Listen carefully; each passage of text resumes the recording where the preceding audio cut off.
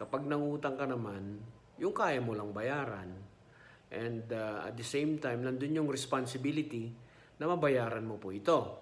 Okay? Kaysa naman sa, like for example, nangutang ka, tapos hindi mo naman kayang bayaran, and then nihay-niho, okay, sa taong pinangutangan mo, wala ka man lang mensahe para sa kanya. Mga ganun lang. So, kailangan din, nandun yung responsibility na kahit papano, kung hindi ka makapagbayad, humingi ka ng dispensa. Okay, magpaabiso ka. Para at least, kahit papano, kahit masama na yung loob ng tao, dahil hindi ka nagbabayad, mapagaan mo ito. Okay, dahil at least, nakakausap mo siya, and at the same time, nakikita niya yung seriousness mo dito sa atraso mo sa kanya.